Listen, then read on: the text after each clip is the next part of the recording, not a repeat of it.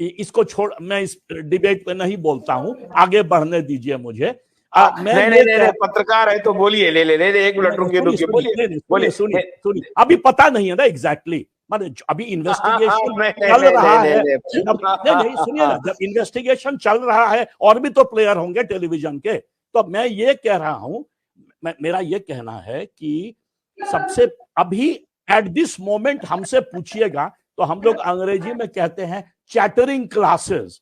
Chattering class जो होता है अर्बन पढ़े लिखे लोग, कुछ गांव के पढ़े लिखे लोग, उनके बीच अभी ये डिबेट चल रहा है, इंफॉर्मेशन अभी और आ रहा है। जब तक इसको लेके पॉलिटिकल पार्टीज, मान लीजिए इंडिया अलायंस को ले लीजिए, कांग्रेस और बाकी प्लेयर्स, जब तक इसको लेके कैंपेन इशू नहीं बनाएंगे, जिस तरह से आपने पॉइंट आउट किया राहुल गांधी बना रहे हैं, बाकी प्लेयर्स जब तक इसको नहीं बनाएंगे, ममता तो नहीं बना सकती हैं, इंडिया अलायंस की मेंबर है, हालांकि अलायंस तो कर नहीं रही है वो किसी के साथ, और सर पे चोट लग गया है तो अस्पताल में बैठी हुई है, पता नहीं इसी के कारण उनको चोट लगा या क्या कारण, पता नहीं इसी, लेकिन उसके बारे में भी कुछ अलग अलग थ्योरी चल रही है कि वो चोट असली है कि नकली है, पता नहीं। मैं ये कह रहा हूं कि ऑपोजिशन जब तक इसको उस तरह से कैंपेन इशू नहीं बनाएगा, जैसे कि भारत में 2 सॉलिड करप्शन पर 2 सॉलिड कैंपेन हुआ था, वीपी सिंह ने किया था, राजीव गांधी के 414 एमपी, हाईएस्ट आज तक 414 एमपी को गिरा दिया वीपी सिंह और सरकार में आ गए 64 करोड़ में, 74 करोड़ 64 करोड़ के करप्शन में, हाँ, बफोर्स में। और लेकिन आज तक वो पर्ची उन्होंने नहीं दिखाई, वो पर्ची जो अलग अलग खत्म करने दीजिए ना, तब आप बोलिएगा। और दूसरा, इंडिया अगेंस्ट करप्शन जो 2013 में स्टार्ट हुआ और उसी के कारण मोदी जी सरकार में आए और अरविंद केजरीवाल सरकार में आए, तो ये ऐसा मतलब पोटेंशियली ये इतना बड़ा स्कैम है कि इसको लेके यदि कैंपेन इशू बनाया जाए, और एक बात तो हो गया ना आशुतोष जी, सारे अखबार में प्राण प्रतिष्ठा आ रहा था, G20 आ रहा था, अब सारा अखबार खोल के देखिए, टेलीविजन मीडिया, सोशल मीडिया, खाली bond, fraud in the name of bond, ये जो मैंने 2-4 शब्द यूज किया कि वो सारे सोशल मीडिया पर चल रहा है कि जबरन तो ऐसे करके छीना, वैसे करके, तो जो अर्लियर बीजेपी का एजेंडा था, आर्टिकल 370, मंदिर बनाए, वो सब तो पीछे हट गया। अभी तो वोटर के सामने ये बॉन्ड वाला, अब वोटर जो है ये पूछेंगे सब पॉलिटिकल पार्टी से कि है क्या भाई बॉन्ड, इसमें और क्या क्या आएगा, अभी खुलासा होगा। तो जब तक इसको जो वोटर आर्टिकल 370 मंदिर और 3 तलाक से कन्विंस्ड है, वो वोटर क्या इस मुद्दे पर चेंज हो जाएगा, आपको लगता है? हो सकता है, देखिए, हो सकता है कि श्रीकांत जी ना हो सकता है कि कुछ लोग जो कमिटेड वोटर हैं बीजेपी के ना हो, पर मिडिल क्लास जो है, रूरल मिडिल क्लास, गांव का जो क्लास है, वो तो होगा। क्यों? क्योंकि इस देश में 2 बार 2 सरकार और भी हो सकता है, पर ये 2 सरकार तो इसी पर गिरा। और मोदी जी जो है जब आए थे तो बहुत बड़ा तबका उनको वोट दिया था ये सोच के कि मोदी जी क्लीन अप करेंगे। अब मोदी जी और पूरा सरकार एनडीए का हाथी फंस गया है उसी जाल में जिसमें ये गाली देते थे बाकी दूसरे को। तो ये नग्न नाच जो है जब पब्लिक के सामने चला जाएगा और ये कैंपेन में पॉलिटिकल पार्टीज यदि कन्विंस कर सके तो देखिए डिफरेंस तो 38% वोट ना मिला था 2019 में बीजेपी को, बाकी जो है 62% वोट वो तो अपोजिशन पार्टीज में ही गया था। तो वो यदि कंबाइन करके कैंपेन करें, हाँ इसमें पोटेंशियल है कि ये पूरे चुनाव को 180 डिग्री घुमा सकता है। मतलब ये हो गया है कि अब जो पॉलिटिक्स होने वाला है अजीत जी, अब जो पॉलिटिक्स होने वाला है अगले 2 महीने में, उसमें रणनीति, युद्ध नीति, चुनाव नीति सबका अमल होगा। और इसलिए मुझे ये लग रहा है कि देखिए जिस दिन ये इलेक्टोरल बॉन्ड का डिसीजन आया उसके दूसरे दिन सीएए आ गया, तो एक कोशिश हुई कि सरकार ने कोशिश की कि ये हमारे गले की हड्डी बनने वाली है। कोई भी सरकार करेगी जो स्मार्ट सरकार है, मैं इसके लिए उनको दोषी नहीं मानता हूं क्योंकि उनको तो पॉलिटिक्स करना है। तो उनके तरफ से ये कोशिश हुई कि वो सीएए लेके आ गए, बहुत हद तक उस पर डिबेट हुआ, लेकिन फिर से बॉन्ड वाला मामला अटका हुआ है।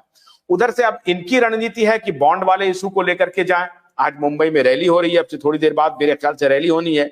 अब वहां पर सारे नेता पहुंच रहे हैं, बॉन्ड वाले इशू को कितना आगे ले जाते हैं, तो ये एक बहुत ही बड़ा टग एंड वॉर अभी देखने को पड़ेगा, है ना। तो अब ये जो फाइट है वो अभी अनफोल्ड करेगा, लेकिन बीजेपी के लिए चुनौती हो गई है कि राम मंदिर का और 370 का मामला शायद बैकबेंच पर चले जाए। और अगर जनता में जो अर्बन मिडिल क्लास है या ग्रामीण का जो ग्रामीण तबके में भी जो मिडिल क्लास है, उसमें अगर ये मैसेज चला जाता है, संदेश जाता है, ये गुड गवर्नेंस को लेकर के मोदी जी के ऊपर बहुत बड़ा डेंट होगा, ये आप ये कह रहे हैं। हाँ बिल्कुल, पोटेंशियल है। देखिए ये भी मानना पड़ेगा कि भाजपा का जो सर्वेज आया था पहले इस विस्फोटक एक्सप्लोजन के पहले, कि भाई एज तो एडवांटेज तो मोदी जी का ही था।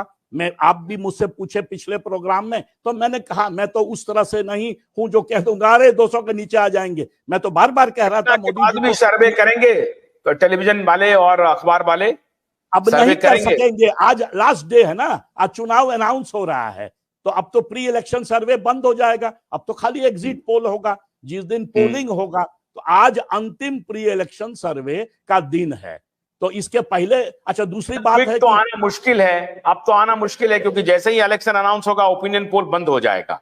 तो हाँ, आज जो आखिरी ओपिनियन पोल हो सकता है उसमें भी क्या इसका इमेजिनेशन करके इमीडिएट कोई रिजल्ट आ सकता है क्या, कि जैसे ही इलेक्टोरल बॉन्ड का आया है उससे मोदी का ग्राफ कुछ घटा है या बढ़ा है या कोई फर्क नहीं पड़ा है, इतना क्विक नहीं हो सकता है। नहीं हो सकता, इम्पॉसिबल है अनलेस की आशुतोष जी आप ऑनलाइन करवाएं, अनलेस की आशुतोष जी आप ऑनलाइन करवाएं कोई पोल, प्री पोल आपका साइट है, लोग आके उसमें वोट दे इसी इश्यू पर।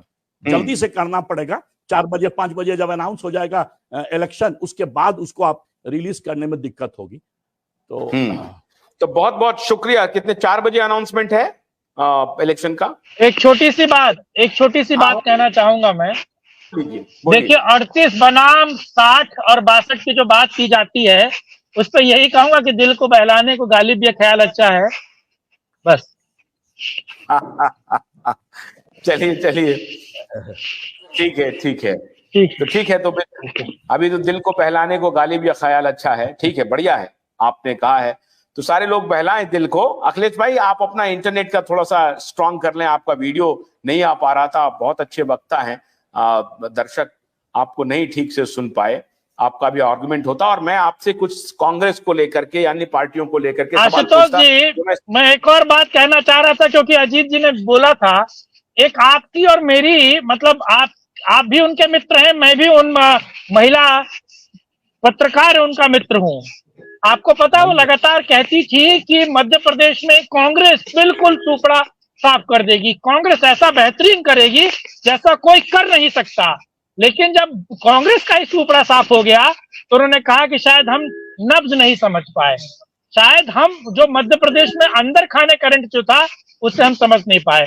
वही मैं कह रहा हूं कि न केवल मैं बल्कि हजारों लाखों करोड़ों लोगों ने जो मन बना लिया था, और वो मन आज का नहीं 2014 का पहले का बना हुआ है, इसीलिए मोदी जी लगातार राज्य पे राज्य जीतेंगे और लोकसभा चुनाव भी जीतेंगे। और ये छोटी चीज है इलेक्टोरल बॉन्ड, मुझे लगता है एक और बात, सुर्ख पत्तों को हिलाने से होता नहीं कुछ हासिल, बेवजह हर डाल के पत्ते हिलाना छोड़ दे।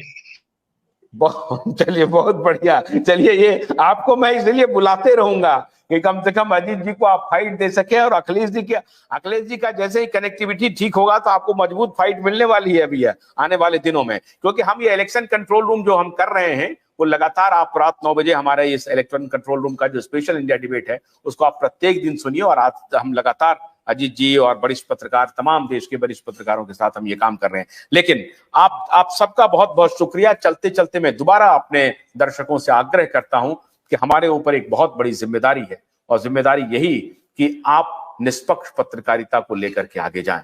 दबाव हमारे ऊपर यह है कि आप किसी न किसी खेमा को चुन लीजिए, और जैसे ही हम खेमा चुनेंगे हमें डॉलर की बरसात हो जाएगी, मैं दावे के साथ कहता हूं। लेकिन मेरा मन और मेरा ज़मीर कहता है कि हम खुद को बचाए रखें और आपकी आवाज बने रखें। मैं आपसे अनुरोध करता हूं, आप हमारे लिए सिर्फ इतना हेल्प कर दीजिए कि आप हमारे वॉरियर बन जाइए। और अगर आपको कहीं से भी लगे हमारे किसी डिबेट में कि हम निष्पक्षता का रास्ता छोड़ रहे हैं, आप सवाल पूछिए। अगर मैं आपको संतुष्ट न कर पाऊं कि मैं निष्पक्ष हूं, तो फिर आप हमें, मैं तब तक सुनता रहूंगा जब तक आप मुझे साबित करते रहेंगे कि आप निष्पक्ष नहीं हैं। इसलिए मैं आपके सहारे ही ये सारी लड़ाई लड़ रहा हूं और आपसे मैं अनुरोध कर रहा हूं कि हमारे इस निष्पक्ष डिबेट को, हो सकता है कि किसी डिबेट में आपको किसी पार्टी के तरफ अटैकिंग लग रहा हो, किसी डिबेट में किसी और पार्टी की तरफ अटैकिंग लग रहा हो, लेकिन वो अटैकिंग मुद्दे पर है। जिस मुद्दे पर हमें सवाल पूछना चाहिए, जिससे पूछना चाहिए, कितने भी ताकतवर नेता क्यों ना हो, कितने भी ताकतवर पर्सनैलिटी क्यों ना हो, हमें वो अगर वो सवाल उनसे पूछना है तो पूछना है। और वो हम तभी पूछ पाएंगे जब आप हमारे साथ रहेंगे। अगर आप हमारे साथ नहीं रहेंगे, आप भी हमें ये कहेंगे कि नहीं, आप भी किसी खेमे में शामिल हो जाइए, या तो मोदी के साथ हो जाइए या मोदी के विरोध में हो जाइए खड़ा, या तो राहुल के साथ हो जाइए, राहुल के विरोध में खड़ा हो जाइए, ऐसा हमसे आप अपेक्षा न रखें। मैं आपसे अनुरोध करता हूं कि हमारे इस डिबेट को, हमारे इस निष्पक्ष पत्रकारिता को अपना समर्थन दीजिए, हमारे साथ चलिए। और अगर हम में कोई बेईमानी नजर आए आपको, तो उसे भी एक्सपोज कीजिए कि आप बेईमानी कर रहे हैं, आप फलाना व्यक्ति को समर्थन कर रहे हैं, फलाने की खिलाफत कर रहे हैं। मैं मुद्दे पर सवाल पूछूंगा, हमारे जो पैनलिस्ट हैं वो भी सवाल पूछेंगे, और आप उस पर, हो सकता है कि हमारे पैनलिस्ट किसी का पक्ष लें, हमारे पैनलिस्ट किसी दूसरे का पक्ष लें, ये उनका प्रेरोगेटिव है, वो पूछ सकते हैं, वो अपना पक्ष रख सकते हैं। लेकिन आपसे मैं अनुरोध कर रहा हूं कि क्यूबाइड नेटवर्क निष्पक्षता के लिए खड़ा हुआ था, आज भी खड़ा है, आगे तभी खड़ा रहेगा जब आप हमारे साथ रहेंगे। हम डॉलर की परवाह नहीं कर रहे हैं, हमारे लिए बहुत कठिन काम हो रहा है, फिर भी मैं आपसे अनुरोध कर रहा हूं कि आप मेरा समर्थन कीजिए। आप जैसे ही हमारे वीडियो को शेयर करना शुरू करेंगे, हमारे सब्सक्राइबर बनेंगे, फॉलो करेंगे और उसे अलग अलग जगहों पर पहुंचाएंगे, हमारा काम हो जाएगा और आपका भी काम हो जाएगा, और पत्रकारिता, निष्पक्ष पत्रकारिता जिंदा रहेगी। इसलिए हमारा साथ दीजिए। नमस्कार।